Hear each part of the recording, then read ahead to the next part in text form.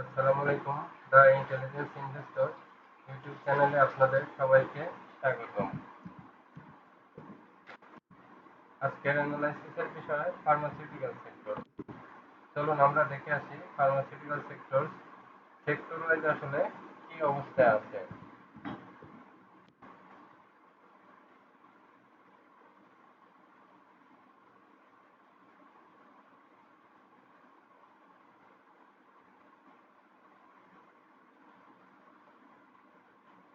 Pharmaceutical sector দেখেন, এখান থেকে একটু বাড়ার চেষ্টা করছে, দীর্ঘদিন লোয়ারে আছে। এই সেক্টরটা এখনো সেক্টর ওয়াইজ মুভমেন্টের কোনো সিমটম এখানে নেই, বাট এখানে কিছু কিছু স্টকস আছে সেক্টর ওয়াইজ। কোন কোন স্টক সামনে ভালো হতে পারে, যেহেতু লোয়ারে আছে এখান থেকে ভালো হওয়ার সুযোগ আছে। তো সেই শেয়ারগুলোই আজকে খুঁজে বের করবো। প্রাথমিকভাবে সবগুলা সেক্টর ওয়াইজ যখন দেখাবো, সব স্টকসই দেখাবো, কারণ অনেকের হাতে অনেক স্টকস আছে, তারা অনেক কনফিউশনে থাকেন, যাতে আমার এই সেক্টর ওয়াইজ ভিডিওগুলোতে আপনাদের হাতে থাকা শেয়ার সম্পর্কে একটা ধারণা পেয়ে যান। চলুন এখন দেখাবো এসিআইটা।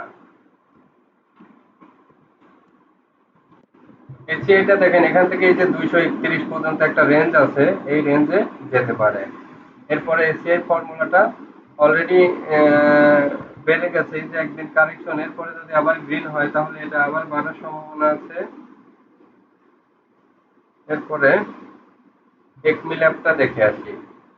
একমি ল্যাবটা একটু স্লো গতি, এখনো গতি আসে নাই।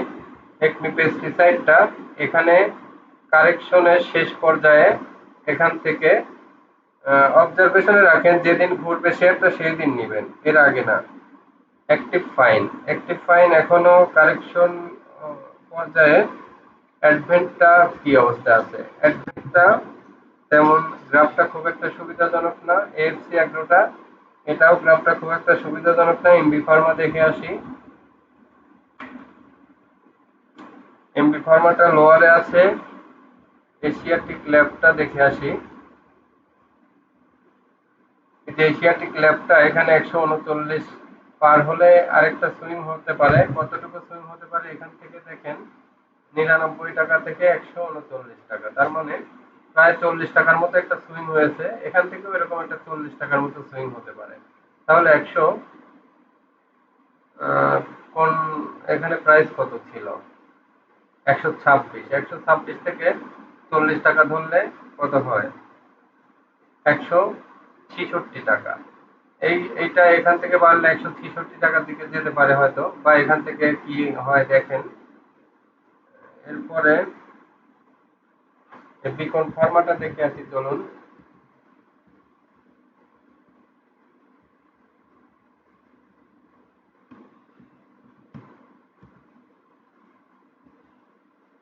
বিকন ফার্মাটা এখান থেকে সামান্য একটু বাড়তে পারে, তেমন গতি নেই। বেক্স ফার্মাটা দেখে আসি। বেক্স ফার্মা এখান থেকে আরো একটু বাড়তে পারে। এশিয়াটা ডিভিডেন্ড ফান্ড, এই যে সেন্ট্রাল ফার্মাটাই মূলত এখান থেকে একটু ভালো হওয়ার সম্ভাবনা আছে। যদি ভালো হয় সেক্ষেত্রে দেখেন, ব্রেকআউট হয়েছে 9 টাকা 70 পয়সা, তার মানে 9 দোকান 18, 19 টাকা এই শেয়ারটি হওয়ার অ্যাবিলিটি রাখে। যদি রান দেয় তাহলে এই শেয়ারটি 19 টাকা হওয়ার অ্যাবিলিটি রাখে। ফার্মাসিউটিক্যাল সেক্টরে একটা শেয়ার গুরুত্ব দিবেন। এরপরে ফার কেমিক্যাল দেখে আসি।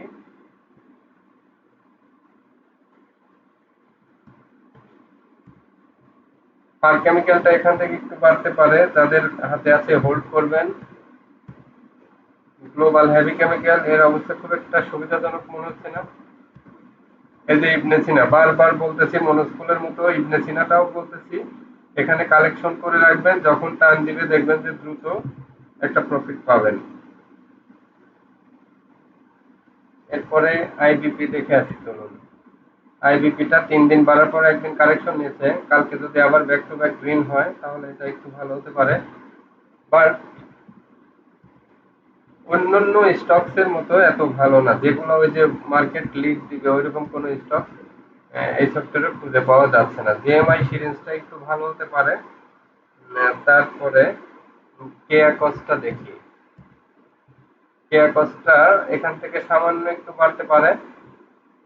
তারপরে কোহিনূরটা দেখে আসি। কোহিনূরটা এখনো কোনো ট্রেন্ড আসে নাই। লিব্রা ইনফিউশনটা দেখি। লিব্রাটা স্লো আছে, সাইড লাইনে আছে, এখনই বাড়ার সম্ভাবনা নাই। মেরিকোটা দেখে আসি, মেরিকোরও কোনো ট্রেন্ড নাই। নাভানা ফার্মা দেখে আসি।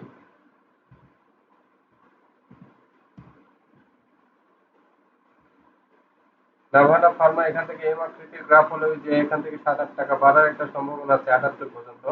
তো নাভানা ফার্মা একদম রেট হিসাবে ভালো, মার্কেট হিসাবে একটু কমেই আছে, এটা নিতে পারেন। এটা 5-7 টাকার একটা গ্যাপ পাবেন। আর এখন কালেকশন করার জন্য সবচেয়ে ভালো অবস্থানে আছে ওরিয়ন ইনফিউশন, একদম লোয়ারে আছে। এই শেয়ারটি কালেকশন করবেন, অবশ্যই অবশ্যই কালেকশন করবেন। অরিয়ন ফার্মা কি অবস্থায়? অরিয়ন ফার্মাটা হচ্ছে অরিয়ন ইনফিউশন কিনবেন, এটা সবচেয়ে ভালো অবস্থানে আছে।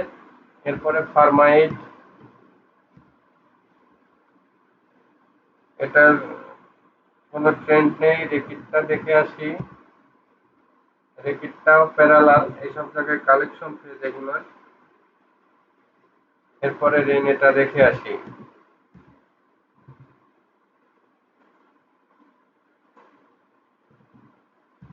রেনেটার একটা নিউজ দেখলাম, ইউরোপে অর্থোডক্স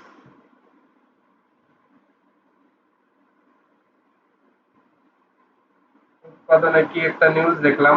ওই নিউজটা এটার জন্য একটা পজিটিভ রিফ্লেকশন আনবে। এই যে 456 থেকে 488 পর্যন্ত যে রেঞ্জটা বলেছি, এ কিন্তু এখানে যাবে। তো এই পর্যন্ত একে হোল্ড করতে পারেন। সালভোটা দেখে আসি। সালভোটা,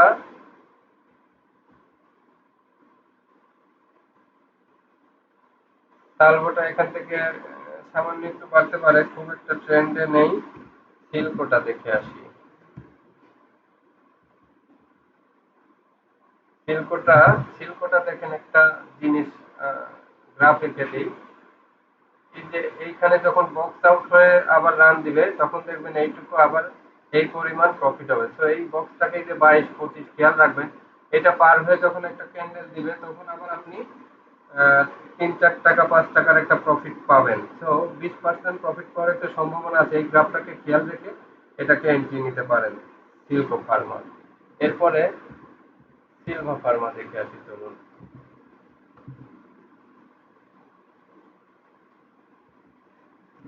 সিলভা ফার্মা অলরেডি ট্রেন্ডে আছে।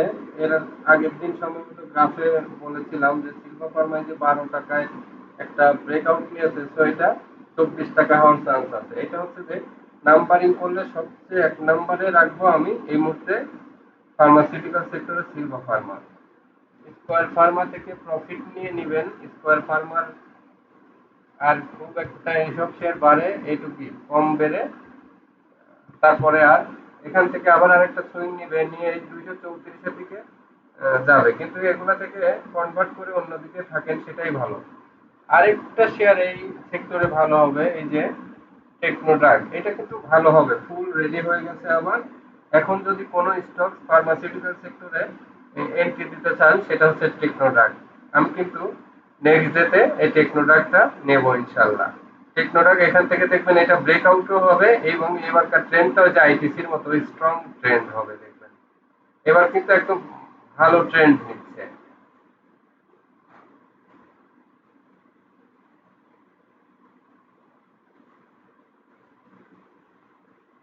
এই যে এখানে 47-10-এর বা 46 লেভেলে একটা ব্রেকআউট হয়ে গেলে এই শেয়ারটি কিন্তু একটা স্ট্রং ট্রেন্ড আসবে আবার।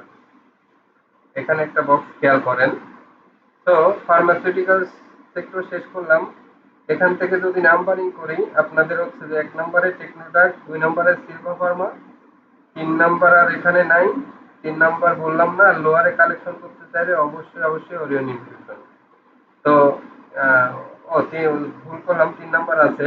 লোয়ারে আর একটা শেয়ার কালেকশন করবেন, ইবনে সিনা। এগুলো লোয়ারে কালেকশন করার জন্য, প্রফিটের টাকা দিয়ে বা আইডিয়াল মানি ফেলে রাখার জন্য ইবনে সিনা, অরিয়ন ইনফিউশন। বাট ট্রেন্ডি শেয়ারের মধ্যে টেকনোড্রাগ 1 নম্বর, সিলভা ফার্মা 2 নম্বরে দিয়ে দিলাম। তো ফার্মাসিউটিক্যাল সেক্টর শেষ করলাম। এখন আমার পরের ভিডিওতে আবার দেখবেন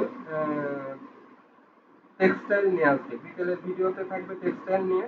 আপনারা সবাই যারা আমার ভিডিওটি ভালো লাগে তারা অবশ্যই আমার ভিডিওটি সাবস্ক্রাইব করবেন, লাইক কমেন্ট শেয়ার করবেন। অনেকেই ভিডিও দেখেন, একটা লাইক দিতেও, ভিডিও ভালো লাগলে লাইক একটা দিবেন, এতে আমার চ্যানেলের একটা পজিটিভ ইমপ্রেশন থাকে ইউটিউবের কাছে। তো আপনারা এইটুকু উপকার তো নির্দ্বিধায় করতে পারেন, যেহেতু আমি আপনাদের অ্যানালাইসিস করে দিয়ে সুবিধা করে দিচ্ছি। তো টেক্সটাইল সেক্টরের এখনই কয়টা হাইলাইটস দেখি, কালকে পুরো সেক্টর নিয়ে বলবো, আজকে কয়টা হাইলাইটস দেখায় রাখি। যে কয়টা শেয়ার ট্রেন্ডে আছে এর মধ্যে চলুন আর্গন ডেনিমটা দেখে আসি। আমিও দেখবো, আমিও দেখার জন্য এগুলা একটু দেখে রাখি। আর্গন ডেনিম যে এখান থেকে একটা ট্রেন্ড চলে এসেছে, দেখেন আর্গন ডেনিমটা অলরেডি এখান থেকে একটা ব্রেকআউট নিয়ে নিয়েছে। তো আর্গন ডেনিমটা ভালো হবে এখান থেকে। এরপরে এরপরে আপনাদের দেখাবো ফেক ডিল।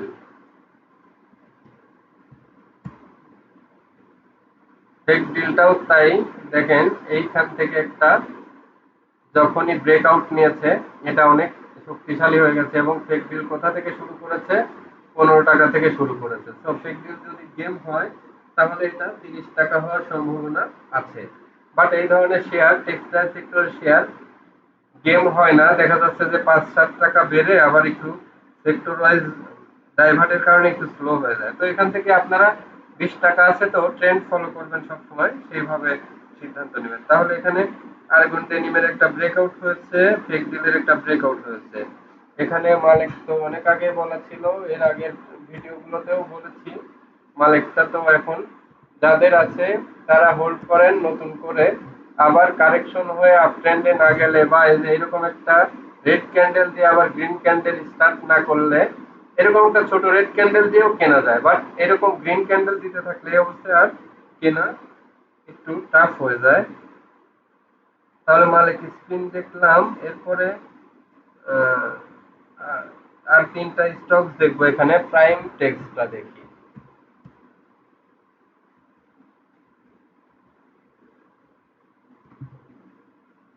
এই স্টকটা কিন্তু মোটামুটি রেডি হচ্ছে, দেখেন এই যে এখান থেকে একটা সুইং দিয়েছে যেভাবে, এই সব জায়গাগুলো পার করে, দেখেন এই জায়গাগুলোও পার করবে, পার করে যখন যাবে তখন ও দেখবেন যে এই শেয়ারটা এইদিকে পড়ে থাকবে না, প্রাইম টেক্স এখানে পড়ে থাকা শেয়ার না, এটা 35-36 যাওয়ার মতো শেয়ার। আমার জাজমেন্ট এটাই এই স্টকস নিয়ে।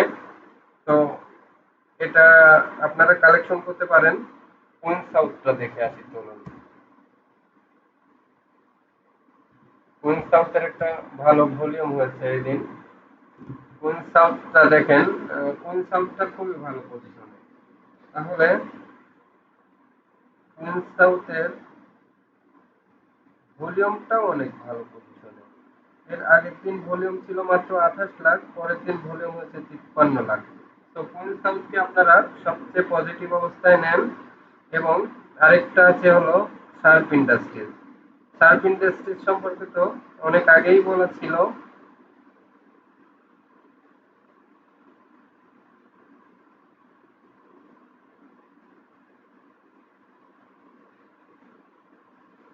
শার্প ইন্ডাস্ট্রিজ এর আগে আগের দিন 18, তারপরের দিন 17 লাখ, তারপরের দিন 23 লাখ, তার মানে ভলিউম কাছাকাছি, বাট শেয়ারটা ড্রাই হয়ে গেছে ওয়ান কাইন্ড অফ। তো শার্প ইন্ডাস্ট্রি নিয়েও এক ভাই জানতে চেয়েছিলেন, দেখেন এখন খুব মনোযোগ দিয়ে শার্প ইন্ডাস্ট্রিজটা দেখে রাখেন। শার্প ইন্ডাস্ট্রিজের পজিটিভ জায়গা সবচেয়ে যেটা, দেখেন এখানে যদি একটা বক্স আঁকি, তাহলে এই যে এই ক্যান্ডেলের পরে ছোট ছোট ছোট ছোট ক্যান্ডেল 1 2 3টা দিয়ে এই ক্যান্ডেলটাকে পার করেছে এই গ্রিন। সো এই ট্রেন্ডটা কি আবার আপ ট্রেন্ডে চলে গেল। সো শার্প ইন্ডাস্ট্রিজটা কেনা যায়। তো টেক্সটাইল সেক্টরের ভিতরে আপনাদের 2টা শেয়ার স্ট্রংলি সাজেস্ট করতেছি এই মুহূর্তে। একটা হলো শার্প ইন্ডাস্ট্রিজ,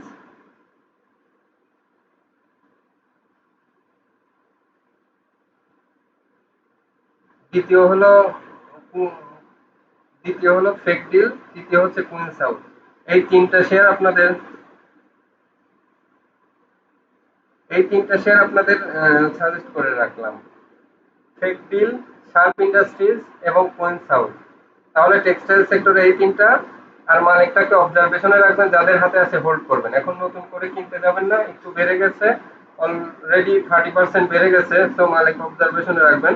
এখনো বাড়লেও কেনার মতো পজিশনে আছে ফেকডিল, কেনার মতো পজিশনে আছে শার্প ইন্ডাস্ট্রিজ, কেনার মতো পজিশনে আছে কুইন সাউথ।